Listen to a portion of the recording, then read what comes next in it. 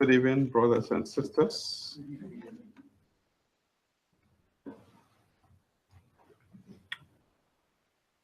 We thank God for what we heard this morning about the suffering of our Lord Jesus Christ and what he did for mankind. Tonight we have gathered again to hear his word. And I just want to divert a wee bit from our normal preachings and teachings that we do here. Probably not many people will benefit from what I'm going to say this tonight, but I know there are some here who are my target for this lesson, and they will benefit from it. So I know at the end of it all, we are going to achieve what we want to achieve. We can see that for the past 20 years, the world is changing fast in terms of technology and knowledge. If you cast your mind back 20 years past, you can see that the things that people were doing as compared to today, there has been a massive transformation. I remember when we came to this country earlier on, our first mobile phone that we had was a Nokia. And when it rings, they all have just one sound. Everywhere you hear that sound, you know that person is using a Nokia phone. But today, some of the ringtones are so funny. You can hear, that's somebody's phone. And a lot of things. Now you can see technology is growing so fast. And again, another reason why I want us to, hear this lesson is because we all live in this world with this changing, with this transformation going on. And for that matter, if we are in this world with this great transformation and we have the opportunity, we have to seize this opportunity, take advantage of it for our own benefit and the benefit of the lost church in future. So what I'm going to talk tonight is about education. That's why I said probably some will say, oh, I'm past the time, so this will not. But this congregation, we have young folks who are still in education, and they are my target tonight. As I said, I'm just diverting from the mainstream of, a normal preaching and do, this kind of a lesson just to help our young folks who are still in education. Nelson Mandela of South Africa once said, education is the most powerful weapon which you can use to change the world. Education is a powerful tool that you can use to change the world. And this is true if we take the church or the congregation as a community. Now, if we have a lot of our members educated, we see, or we will get some benefits from these members for the good for the church. Understand? So education does not only change the world, but also transform the lost church if members are educated. probably you will ask, what is the relationship here for education and the lost church? It has a link.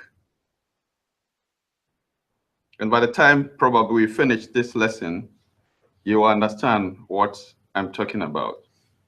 The church will see growth or spiritual growth and also in numbers if, you know, our members are educated.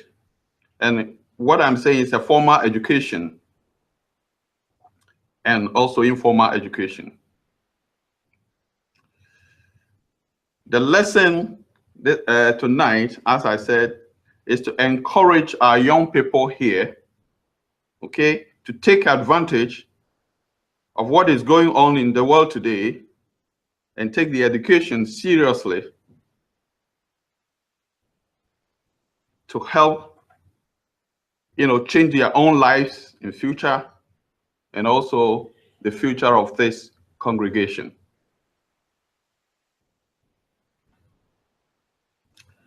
I would advise that if possible, and if you have the means, if you have the capacity to study, I would advise that try to study hard and probably, possibly, if you can, pursue higher education to the university level, because it will help you and also help the church in future.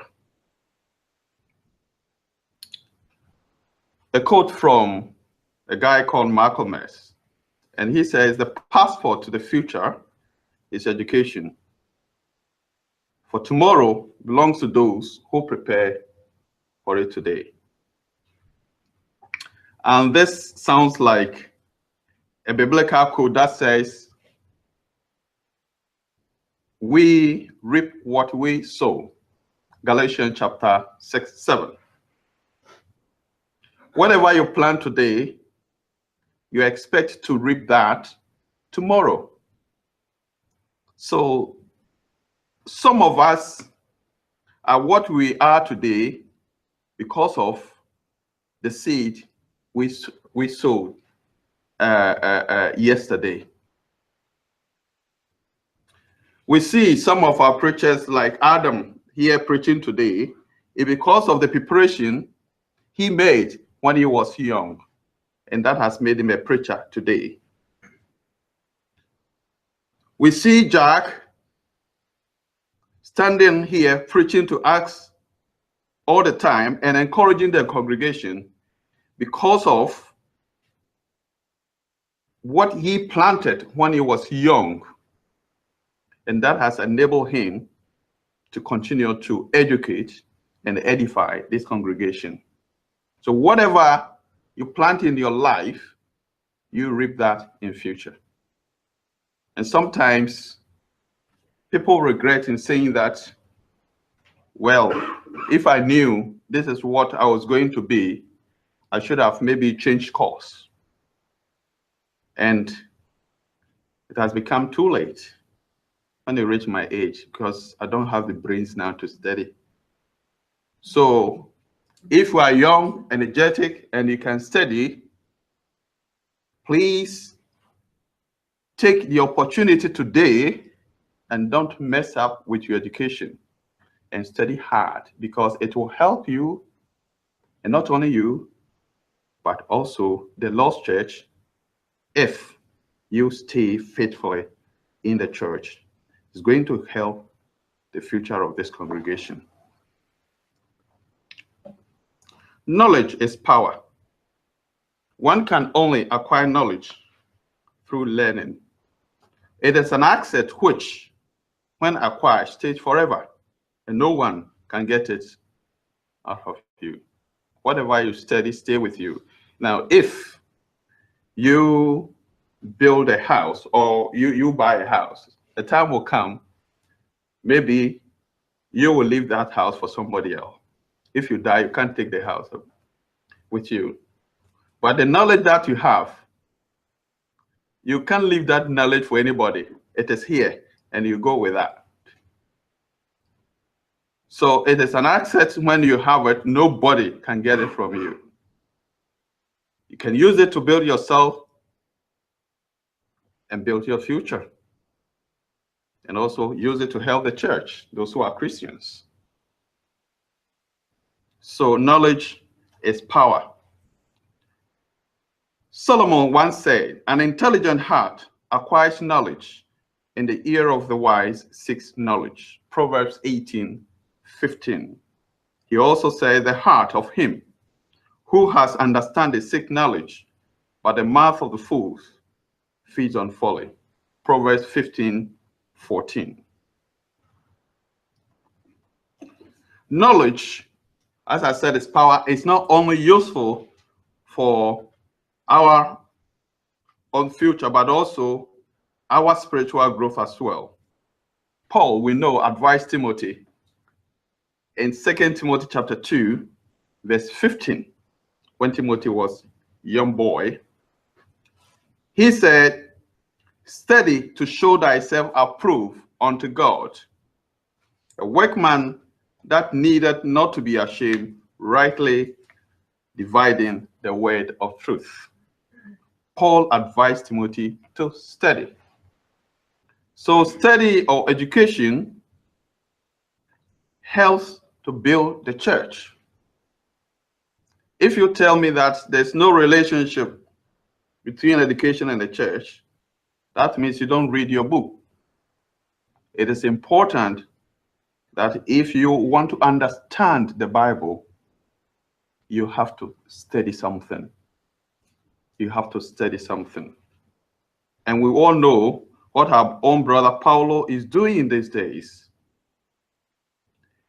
What he is studying in the Bible has just, for the few years I know Paulo, has changed a lot because of what he's studying. Now, when he stands before us and talk, you can see difference in Paulo as compared to maybe 3 or 4 years back.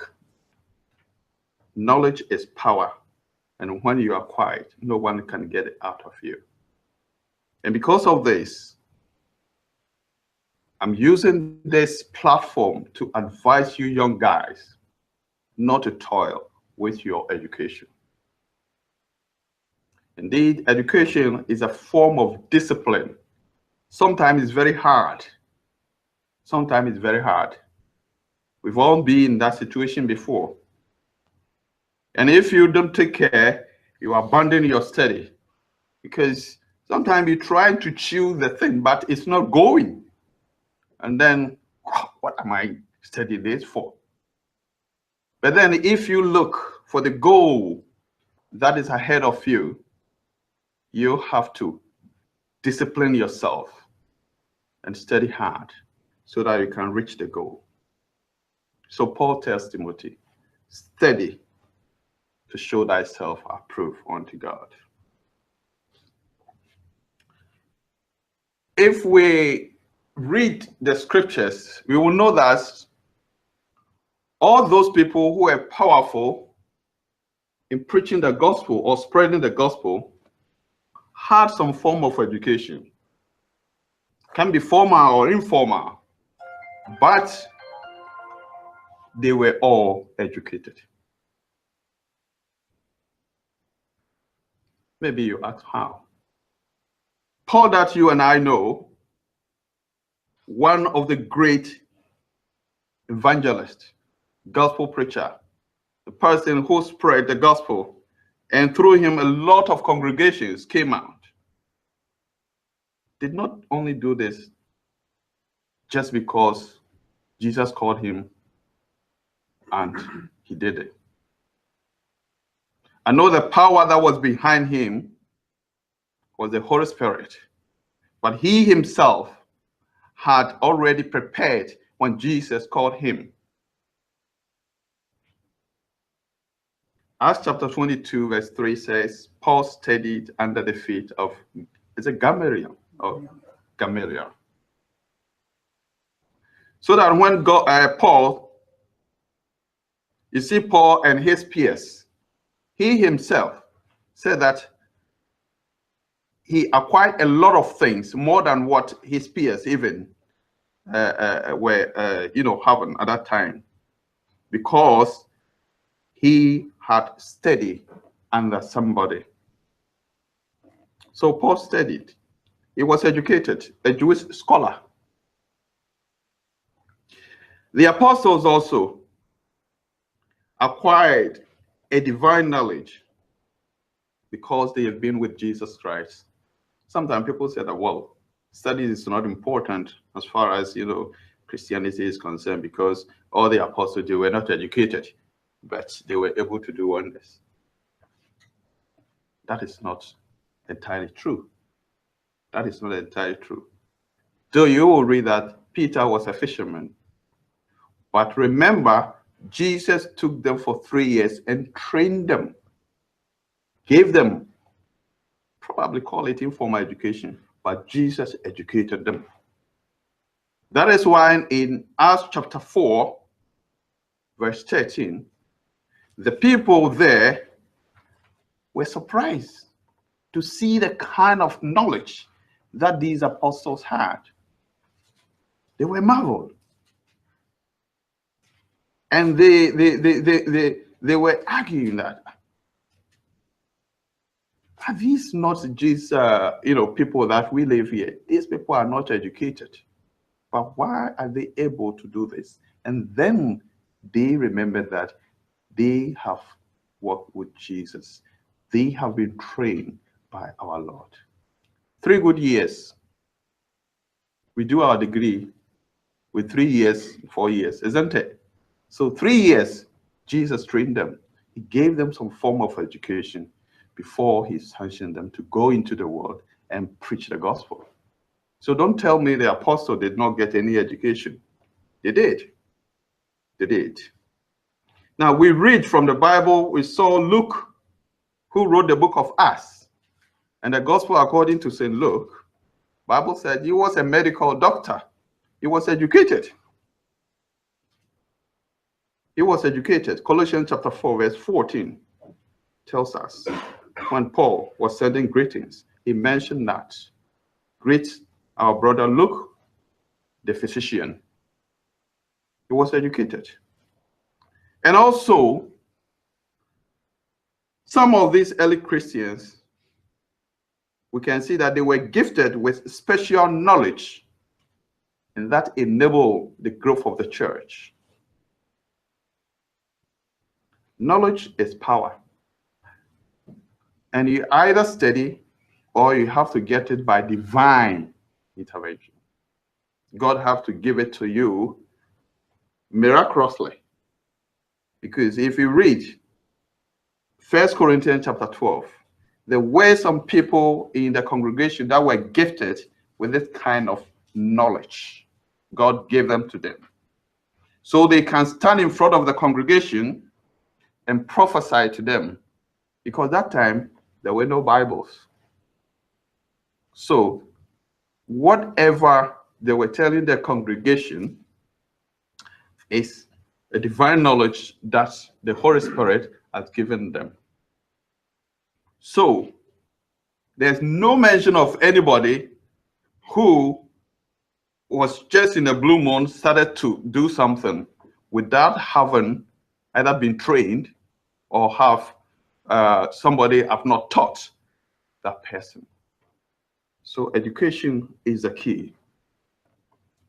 Now, let me come back to the mainstream.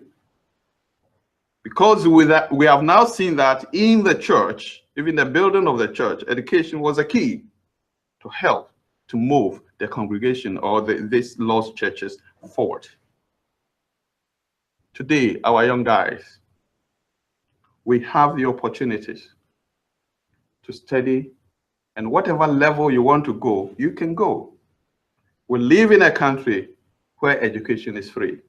Now, let me tell you, where I come from, Ghana, we didn't have free education. But this September past, the new government is making education free for all, from kindergarten to secondary school, which is a massive transformation for our country. And everybody says, wow, because everybody knows that education transforms a country. Now, if you look at the third world countries, you see how poverty has been leveled in. We had wars and a lot of, diseases. Why? Because most of the people are not educated. So even if they are doing something that will, cause some diseases to them, they don't know.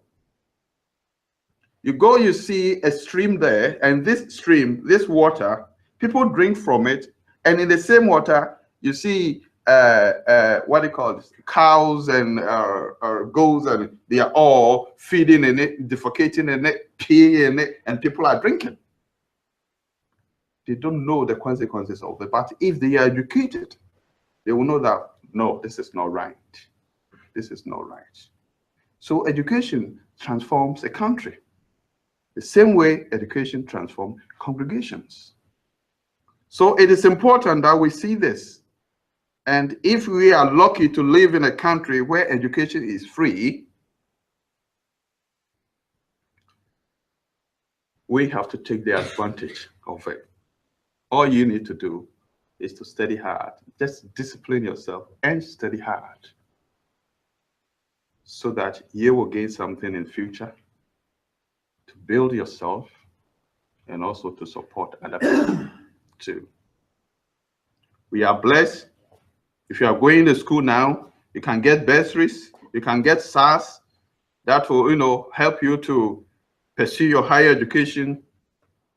Though you pay, but it's not something that you cannot do when, you have finished your college or your university, and you've now, gain employment, and the government start to take this money, little by bit from you. You'll not even feel that you are paying anything. So take advantage of it and study hard. Now you see the churches of Christ in the world today. I don't know, and I've not been to everywhere, but where I come from, when the Church of Christ came to Ghana in 1960s, okay, I became a member of the Lord's Church, baptized in January 82.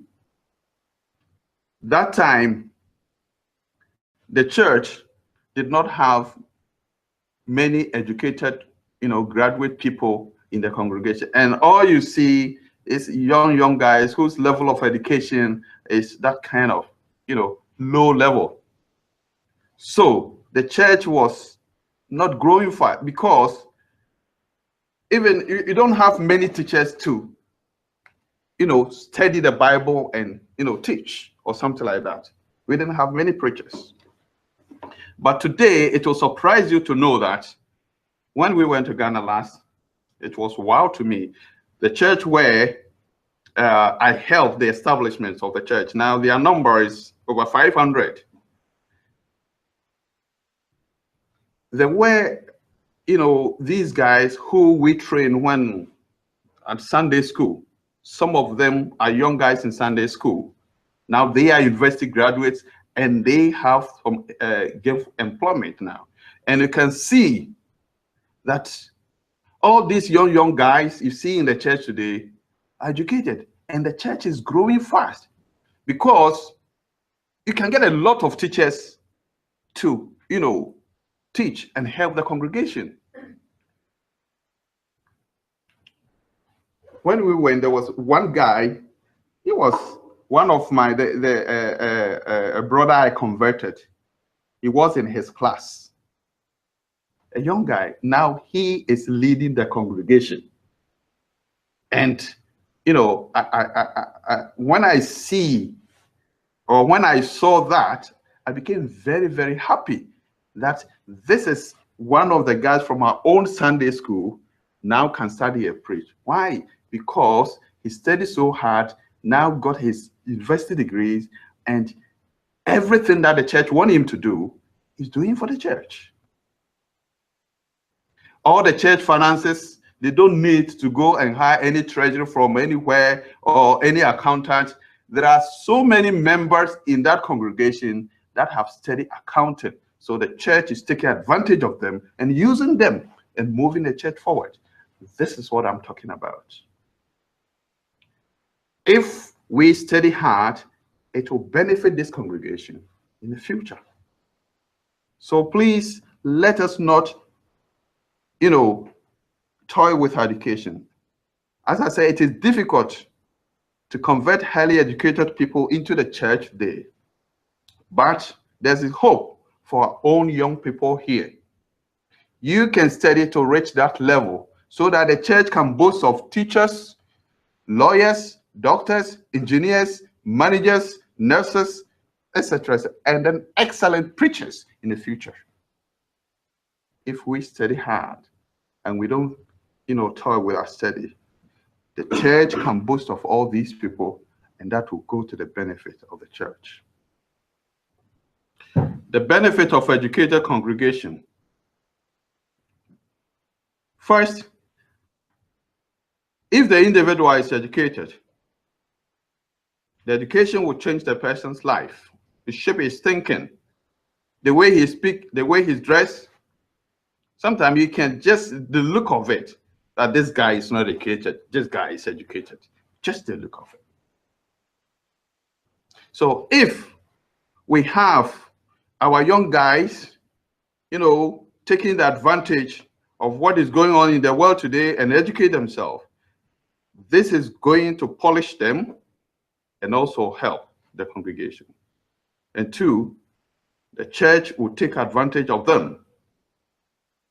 Apart from elders and deacons who have a biblical qualification to select them,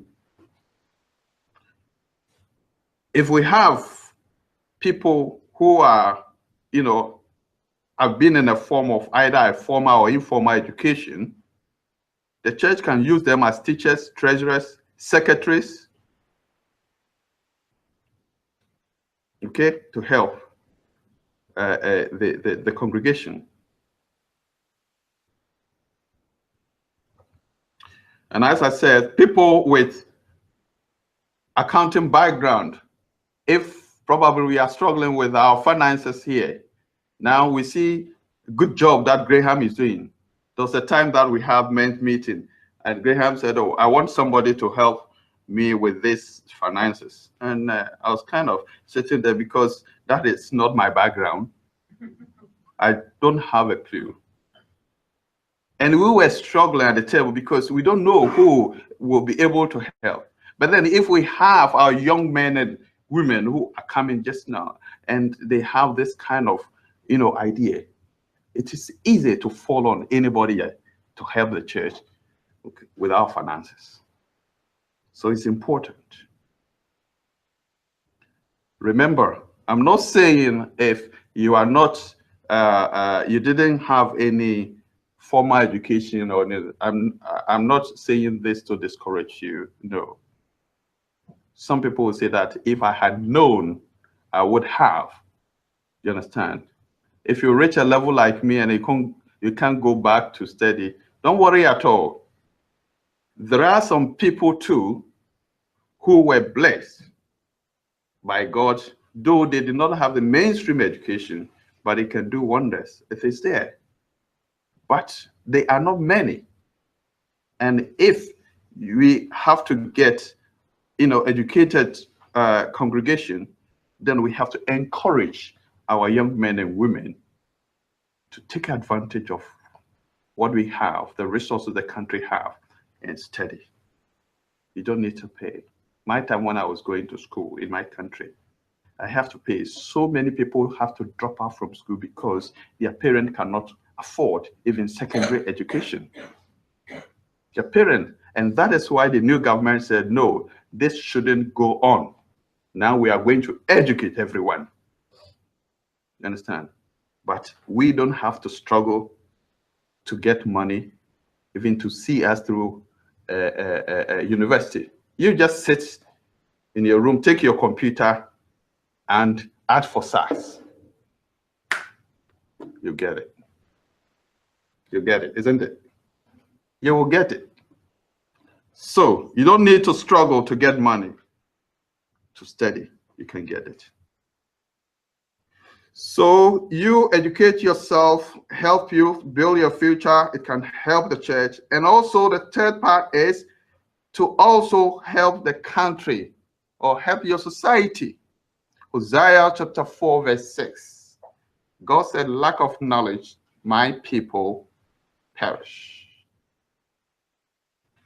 Because you have rejected knowledge, I have rejected you from being a priest to me. And what is true, there are so many countries today who are still struggling because they don't have many people educated in the country to move the country forward. So if we study today, we are not only, brightening our own future, also helping the congregation and helping our country as well.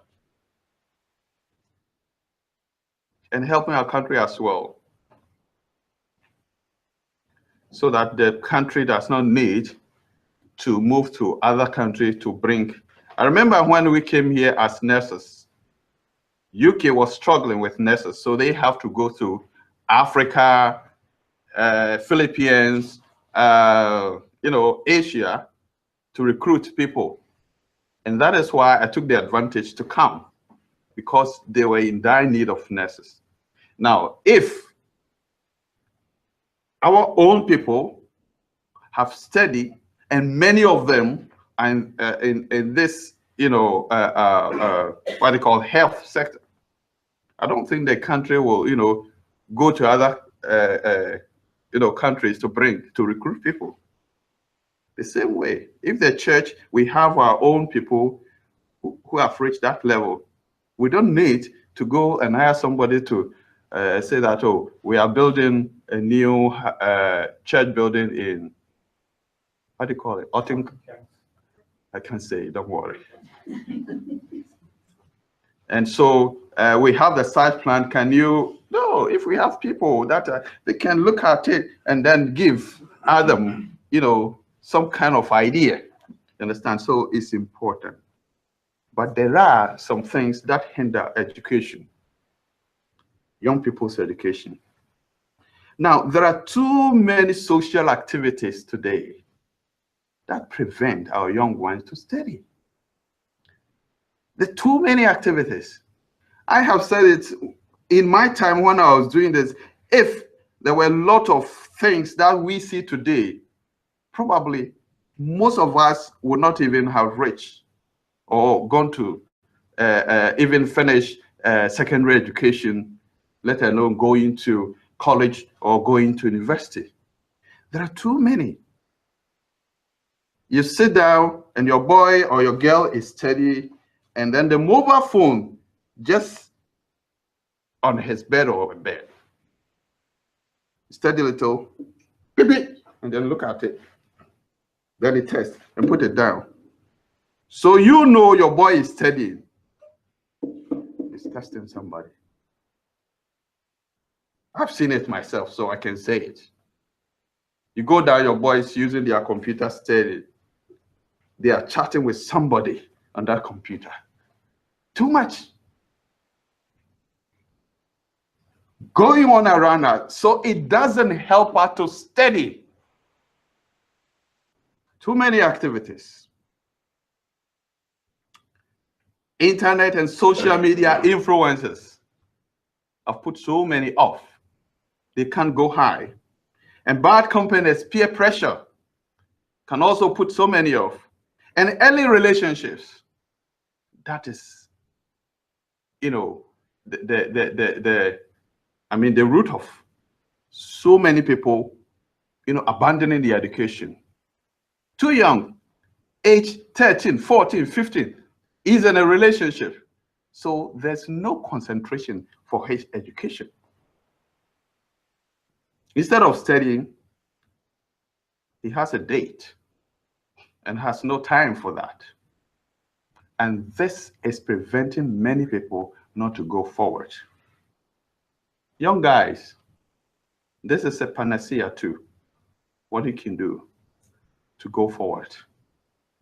Take it serious, because look, relationship, it is there for you all the time. Don't rush in it and abandon what you can get in future. Your future is important. Where I work here, my other work, you see young girls coming to do care work, and some of them very young, 17, 18, and they have children. You understand? Now, because they have children early, they abandon their education, and now they are in that low class, struggling. It shouldn't come this way. If you have the advantage, you choose to study, and a time will come, all this kind of relationship will be thrown to you, and you wouldn't know even which one to select. So this is not helping our education. And also chasing money in early life. Instead of going to school, they are chasing money. Now, this problem, I must say, you wouldn't have it much in this country, but where I come from, because of the poverty, young guys, somebody at age 11 and 12 years, he has to go and maybe sell something like tomato before getting some money to support himself. What can this person do? So he has to drop out from school.